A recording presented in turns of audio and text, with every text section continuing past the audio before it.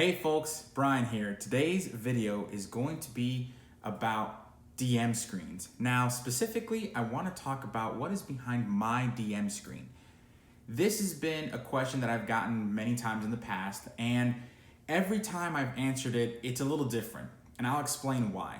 For each session, I personally have different notes that pertain to the session and where the campaign is at during that point in time. However, there are a couple of things that I utilize on a consistent basis, and this video is going to showcase all those consistencies and the type of notes that you want to have behind your DM screen, the type of figures if you're using minis, or if you're just having kind of like hard data, those type of figures too, what you want to have behind the DM screen. So again, today's video is going to be all about what's behind my DM screen. Stay tuned. All right, folks, so the DM screen is the most basic and simple way of pulling up notes and pulling out rules for the DM. Instead of going through all the basic rules in the rule book, in the DM's guide, monster manual, whatever you call it, and whatever you're gonna be using, you wanna have it behind your DM screen. Now, that's not to say that you don't wanna have something to refer back to when disputing rules, but that's a completely different topic altogether. What I'm talking about is your DM screen should have your basic rules, basic notes for your campaign.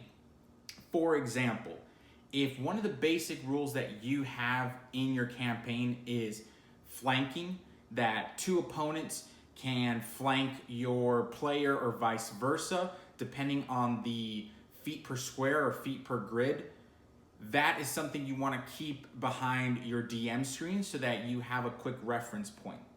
Now, most DM screens are going to have the basic necessities, and you don't really need to add anything else. However, my DM screen, I've printed out and I've written different things that pertain to my players and my campaign. Another example would be I have little notes where I've written the DC for certain spell challenges or for certain feats that my players need to make in order to, succeed on a saving throw of some sort that I would have planned for that session. So those are going to interchange depending on what my session is going to entail. On the other hand, I do have notes regarding their AC, their spell DCs, things of that nature, so that I constantly know, okay, this is where I'm placing it, or this is where I'm placing it. And when I attack them, I say, hey, just to confirm, I have your AC as such. And then they can confirm or deny that. That's obviously going to change if they buy new equipment or if they're having a shield or whatever that might be. But I still have it there that's going to be pretty fluid. Now, with all that being said, keep your DM screen simple. Simplicity is going to be the key to success when maintaining a DM screen. You don't want a bunch of sticky notes and post-it notes and index cards overwhelming your DM screen. You want to keep it nice and clean so that way when you travel, but when you're playing and DMing, you want to keep it pretty simple so that you can say, okay, I know where this is, I know where that is, and then I can go from there as a DM. More to come on that, but again, simplicity is the key. All right, folks, so in this clip you see here, I've turned my camera facing my DM screen. And this is the basic DM screen that you can purchase at your local game store or through Amazon or whoever your supplier is. Now, it's going to have your basic actions, rules, and everything in between that you would need to run D&D. For example, it shows the difference between a line, a cone, cube, sphere, cylinder, those type of things when casting spells. As you can see, point of origin is described here in the chalkboard image that they have. Now, from there, you can see the actions and combat section where it explains attack, casting spells, what a dash is, what disengage means, so on and so forth. That's really important for the DM, especially when you are contesting what a dash action might be. For example, a dash, as we know, is a movement of speed. It's an acceleration of movement speed. And usually when you dash, you are taking up your action to do that. You're essentially taking what's called the dash action. So in this right here, it kind of explains in a more Webster's dictionary type phrasing of what a dash is. Now, if we keep going to this section right here, you're gonna see the long jump, suffocation, concentration, high jump, things of that nature. And it's really important to understand those things because as a DM, you're always wanting to make sure that you have everything you need to answer a question. So for example, if a spellcaster has a spell that deals with concentration, you can go here and you can read it and you can kind of just say, okay, well, the rules state this. And you can read it pretty much, per DM right here. Something that I recommend, especially for newer DMs, is that your DM screen is gonna be almost like your sacred text. It's gonna be almost like your Bible. So whatever is printed here, and in here, you're gonna wanna go with. And that's gonna be something that you really need to urge your players is when you're making decisions, again, use this as a reference point. Use this DM screen as a reference point to say, hey, the rules state X, Y, Z, and I'm gonna go with it. Because again, at the end of the day, the DM is the ultimate guide on rules and the ultimate decision maker on rules. We move on to the next part of the DM screen where we go for things such as conditions, things that you can do on your turn that if you saw in the previous section of the DM, there was a little box that said things you can do during your turn. That's pretty self-explanatory, but these right here, as you see, blinded, charmed, deafened, frightened, grappled, so on and so forth, those are conditions that can happen during action. And if you are running a 5e campaign, you all know that combat and role-playing are pretty much 50-50. So you want to be able to have these rules here pretty self-explanatory and ready for you to discuss with your players. Again, this section is pretty self-explanatory and it's pretty straightforward in the sense that if you're charmed, go here and you can read the ability. What I always like to do is I always like to tell my players when one of these battle conditions are in effect, I usually state what the condition is. Let me give you an example. So if my warlock is charmed, I'd say, hey, so-and-so, you're charmed, meaning you cannot attack the charmer or target the charmer with harmful abilities or magical effects. That's the first bullet point of this diagram right here and of this phrase. Charmed, first bullet point, I read it off. The second bullet point I could read off and say, the charmer has advantage on any ability check to interact socially with the creature. Again, I just read off the subsection here that talks about charmed if that effect is in place. It's pretty simple, pretty self-explanatory, and pretty straightforward. I just go ahead and repeat it so that the players understand and know what it is that they're being affected by. And maybe there might be some confusion, but that's why you repeat it as often as you can and kind of explain it to your players because they might interpret it a little bit differently. But other than that, I usually like to keep this section and the previous section that I showed you blank. Why? Because this is pretty basic. I don't need to go through the DMG. I don't need to go through any of the material or whether printed or electronic to know these conditions. I can just look at the screen and say, hey, this is what your condition means and go from there. Moving along, the last two sections of the DM screen, I really want to go a little bit in depth on.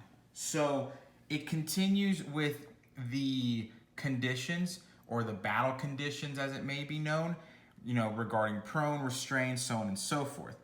It also talks about exhaustion.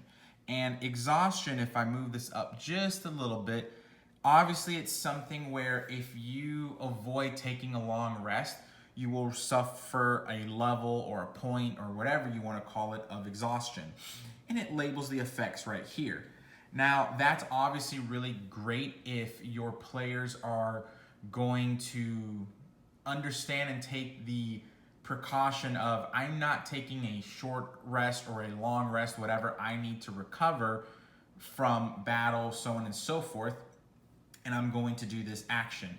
It could be associated with downtime. Perhaps your paladin or your cleric is spending a night of vigil where they're praying and trying to communicate to their god, and instead of resting, they take this vigil and they can incur a level of exhaustion. Okay, well, that's not too bad, and that's really not a negative effect unless they're gonna go into combat or something like that. If you're having just a role-playing session and you're kind of promoting time linearly and just moving forward with it, you don't have to worry about it. But exhaustion is also good if you are doing a classic dungeon dive campaign or a dungeon dive session where you're pretty much being disturbed by the monsters or creatures in the dungeon and your players can't sleep. This is a good reference point to let them know, hey, what do they have disadvantage on?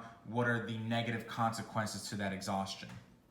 From there, as I move the screen down a little bit, here are some difficulty challenge ratings that you can utilize here and again, this is part of the impromptu, this is part of the randomness of D&D, where you can say, okay, I'm going to track my DCs, and I'm also going to set my DCs right over here if you see it. And with that being said, you're able to really choose, okay, if a player wants to pick a lock, you don't have to necessarily write down what a lock pick is going to consist of. You can if you'd like to, but it's not necessary. Let's say that you did not plan for that to happen and your rogue says, well, I want to pick this lock. Okay, well, you can assign the DC behind the screen here and go from there. From there are different things that you can utilize: damage by level and severity, your object hit points. So for example, if there is a chest that needs to be, opened and they fail the DC, you can always say, okay, well, perhaps that the chest takes 5 bludgeoning damage or whatever it is, or 1d10, whatever you choose. Obviously, they're right there, right where my fingertip is. You can choose whatever that is, and you can apply it to that as consequence, or you can even reverse it and say, okay, if a fighter or barbarian who's not skilled in lock picking and they just use brute force to break open the chest or the object that they're interacting with, what does it take to break that? So that's something you can have here. From there, you have object armor classes, meaning if something is made of stone or of wood or of steel, whatever it may be, it has the AC for it. A great example of this would be a stone cavern or a stone door. Perhaps your players are exploring a dwarven mountainside, kind of like Khazad-dûm in Lord of the Rings, and they want to use brute force. Well, they would have to make a successful attack against stone, which, as you can see, is 17 for AC. Those little things are really useful and can, again, be used impromptu, or you can take this right here that you see, in this section, and utilize that to plan your next session. Lastly, for this last section of the screen, you're going to see skills and associated abilities. As I move this up just a little bit, you're gonna look at, okay, well, I need this player to make a skill check. Okay, well, how do you know which skill is associated with which ability? You're gonna see skill on your left, and you're gonna see ability on the right. And you're gonna see the same thing here and the same thing over there. That kind of helps you say, okay, I want my player to make an acrobatics check.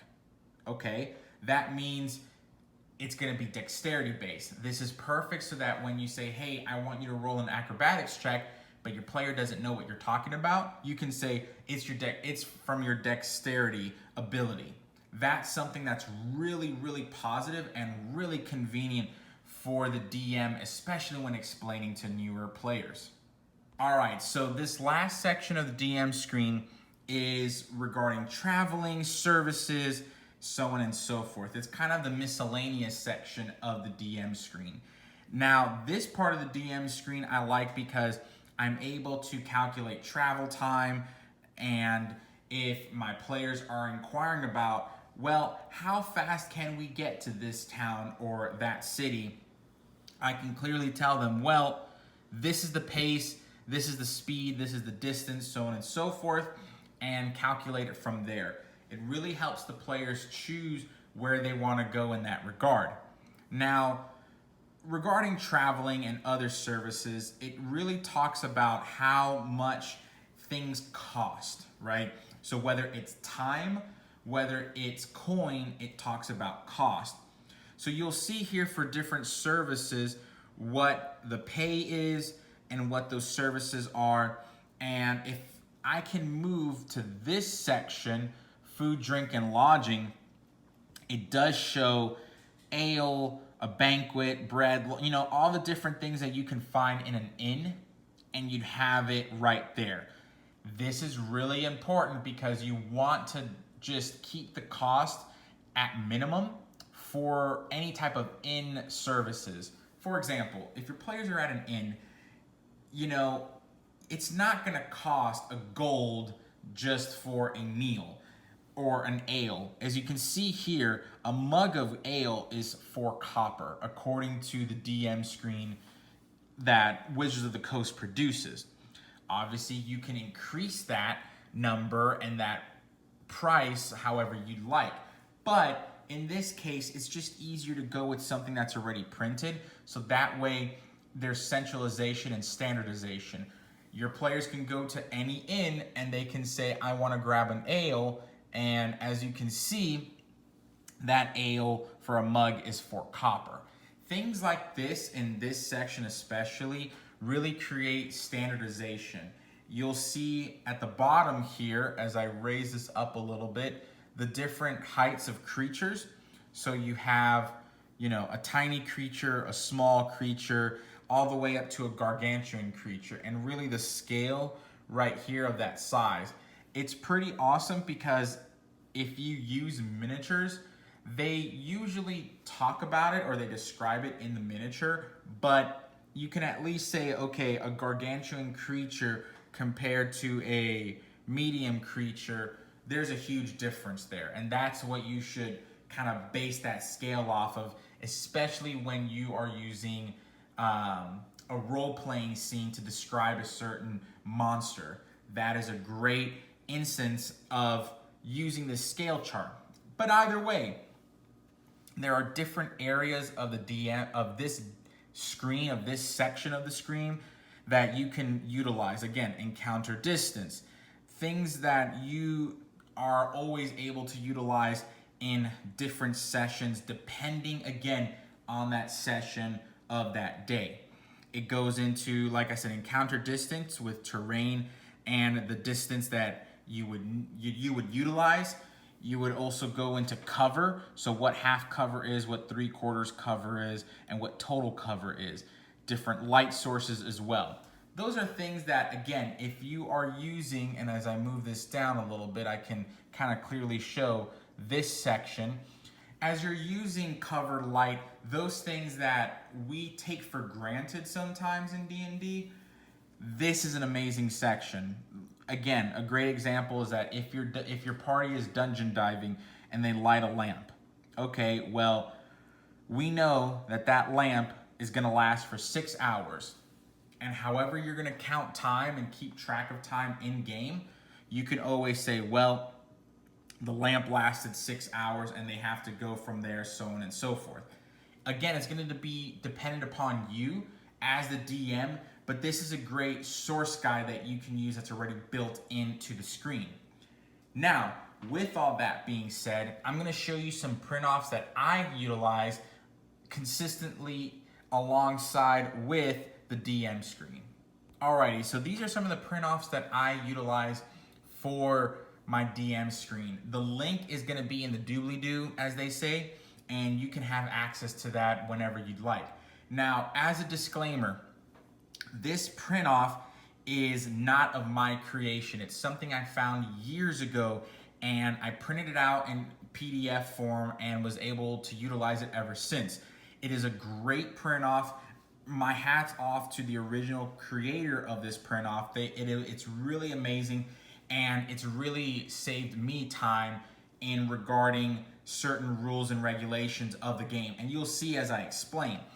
Yes, the conditions you're gonna see here, the survival of exhaustion, things of that nature, money, again, you're gonna know about it. If you've been playing D&D for a while now, you know that these are typical. And as you can see, again, for example, the conditions aspect is in the DM screen. However, there are certain things that are not on the DM screen. For example, death, dying, and recovery. This printout talks about everything from instant death all the way to a long rest. Kind of the definitions of what instant death would be, and so on and so forth.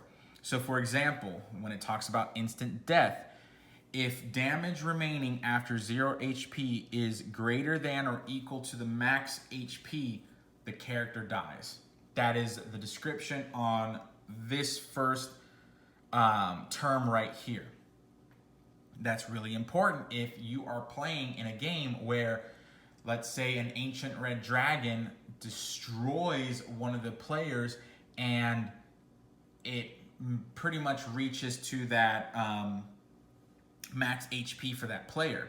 They're gonna instantly die. So obviously, those are rules that you can utilize in your game.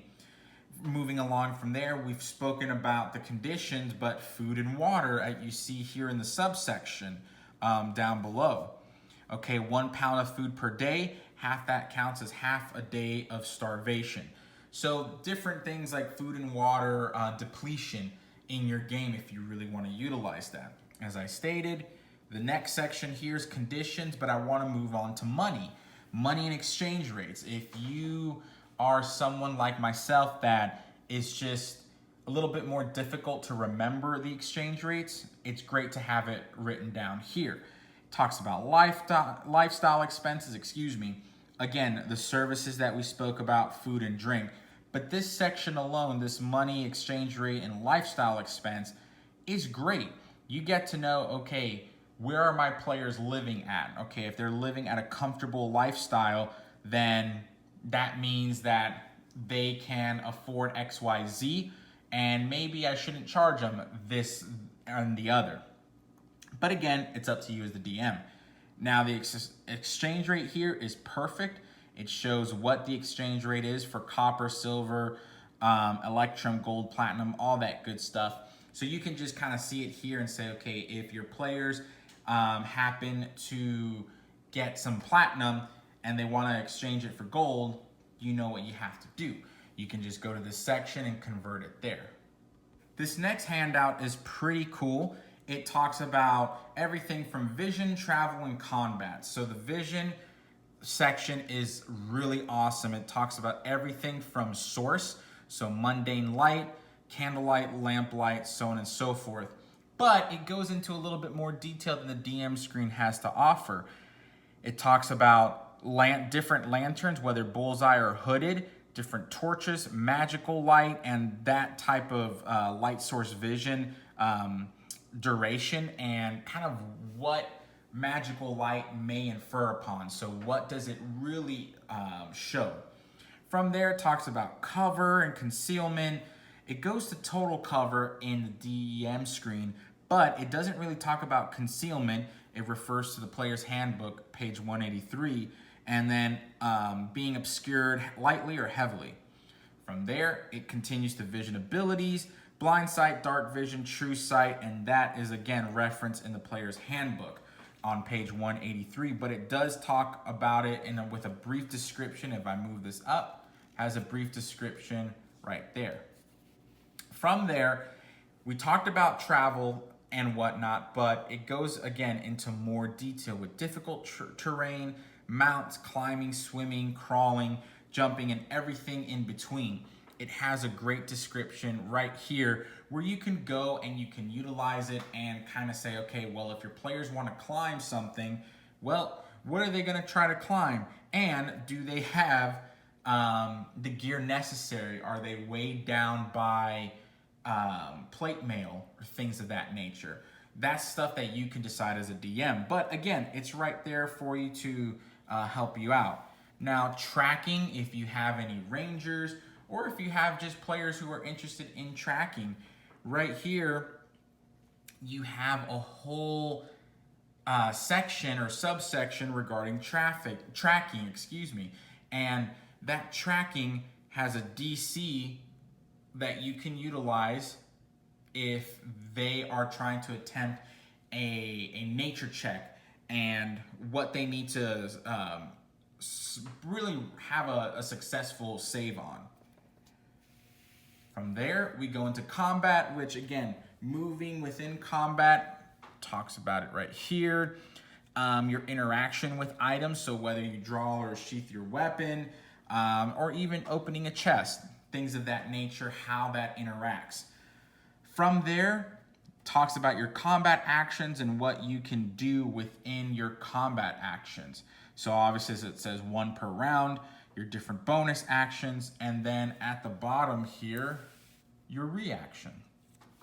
It gives nice little descriptions here and definitions, which again, always help the DM and always help the player, because you can go from there and you can say, hey, I want to ready my action for XYZ. Well, you can say, okay, when they say ready my action, that means they're going to trigger their action as a reaction when this happens. Perfect. Gives you a bit of a cheat sheet. And again, this is something that's not on the DM screen, but it's something that I've printed out and it's helped me tremendously. So this last printout is regarding encounters, objects, and abilities. It shows in the encounter section the DC for different challenges that your players might incur. It also talks about different creature sizes and really what the amount of space they would take up, and that is really great if you're using minis or if you're using theater of the mind and you kind of want to explain it in a more detailed manner. Talks about their hit die, so on and so forth. Talks about improvising damage. So let's say it gives great examples: burned by coals, hit by falling bookcase, right here. So let's say your player wants to pick up some coals and throw it at a kobold. Okay, well, that damage would be 1d10 of improvised damage. It could also be vice versa. It could be that the kobolds throw a bunch of burning coals at your players. Or maybe a goblin pushes a bookcase on one of the players, and that's how much damage they get, 1d10. It goes all the way down to tumble into vortex of elemental fire, crushed in jaws of godlike or moon-sized monster. So really like hardcore, bigger, badder things that your party may encounter or may throw at your NPC enemies. There's the damage. And again, damage severity by level. You have trap save DC and attack bonus right here. So maybe the trap was set back, or it's a deadly, when I mean set back, I mean, is it going to just annoy the players and cost them time? Okay, so if it's going to cost them time, that's a setback trap. If it's a deadly trap meant to just hinder foes completely, well, you got it right there. Moving along, we have objects right here with different armor classes, hit points for certain objects, but what I really love about this is the donning armor section. Donning and doffing armor is really important. If your players, your characters, are not going to sleep in their armor unless they're in a dungeon. If they are in an inn, they're going to take off their armor, And if they're taking off their armor and an encounter happens while they're resting, how long does it take to, don their armor? And it gives it right here with this donning armor section. Useful objects, we move on. And again, it just talks about useful objects that your players or your NPCs can use. Again, this is going to be very much everyone and anyone can use these same rules, whether player or NPC. So whether your NPCs throw caltropes at your players or your cleric wants to use a healer's kit, doesn't matter, you got it right there. Lastly, we have the abilities. The abilities, again, we talked about that the DM screen does have the skills and the abilities associated, but right here it just takes a little bit less space on your DM screen, and you can have it right here. It also talks about carrying capacity, push and drag capacity, and then ability score modifier, so you can have it right there, easy for you to utilize in your campaign. A great example is that if you're carrying a certain weight, if you use encumbrance and whatnot, you have it right there.